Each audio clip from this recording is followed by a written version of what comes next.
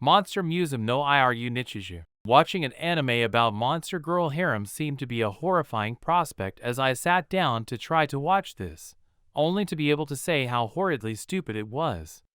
But wow, how positively surprised I was, as this was actually unbelievably funny, and I hadn't had such a good laugh for ages. Synopsis. With his parents abroad, Kimihito Kurusu lived a quiet, unremarkable life alone until monster girls came crowding in.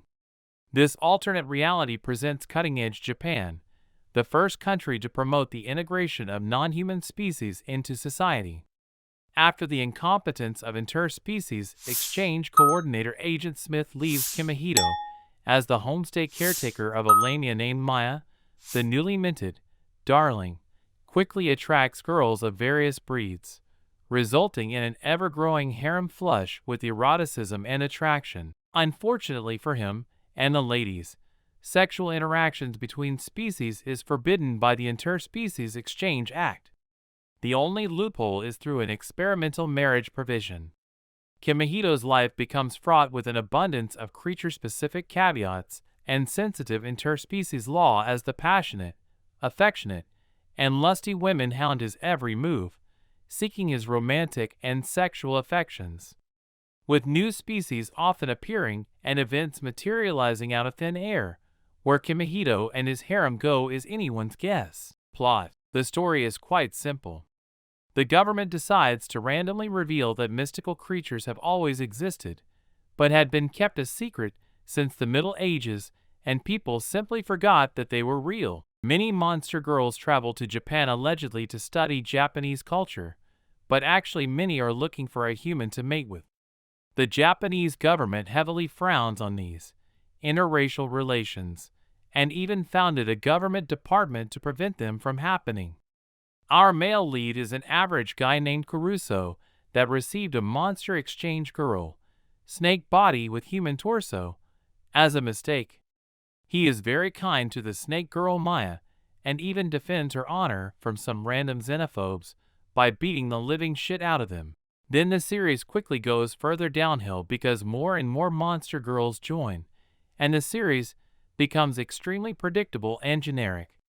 During the first few episodes, you have lines like, "Japanese citizens don't seem to actually like us foreigners, but they are usually polite because it is expected." This is one of the things that leads me to believe that initially the writer actually wanted to use comedic satire to address xenophobia in Japan. However, there was either executive interference or his train of thought simply got derailed. Monster Musume almost immediately surrenders on any attempt to make a product with any value or purpose whatsoever.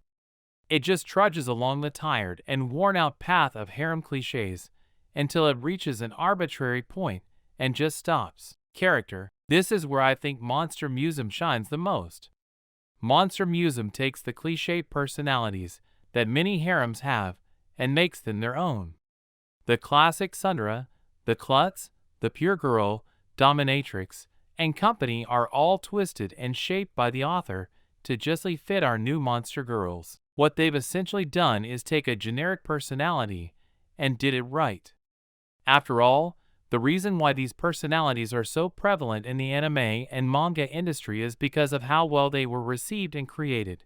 Unfortunately, many anime and manga recycle these personalities without doing anything extra to them. They essentially copy/paste from one anime to another. But what's great with Monster Musume is that it takes that classic pure girl and makes her into as pure and dutiful as some knights. That doesn't catch your interest? Well, let's take our kind and thoughtful rich girl, but make her a huge addict for tragedy and so forth. While they're not original, each girl has their own personality, which holds the show quite nicely. Even the main protagonist, whom is the biggest cliché of all, is a breath of fresh air.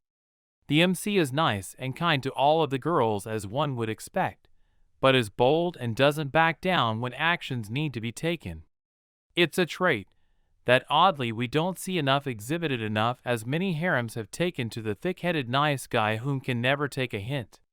Each character complements one another, and will have you rather enjoying every one of them. Art and sound. The art is fairly decent, but unsurprisingly it is nothing amazing.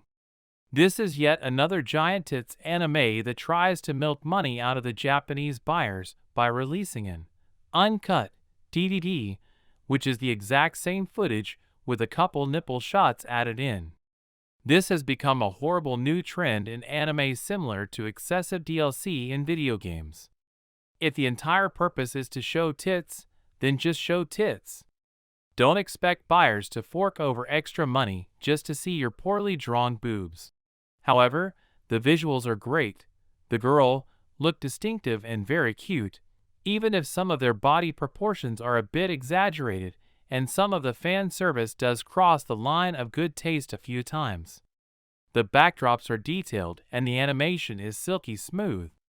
As the show contains nudity, I have to say the censored version I saw was censored so well, I would not have noticed it had I not read about it somewhere. There are a few fabulously funny effects that fit in perfectly. I especially liked our main character's eyes that appear completely white or most of the time, and that gives him a distinct clueless look that fits in perfectly with the anime. But when serious moments arise, he gets his normal look back. Monster Musume also has a sickeningly sweet and rather obnoxious soundtrack that I couldn't recommend. The opening and ending are both listenable, if a bit boring after a few listens. Thank you for subscribing to the channel and liking the video.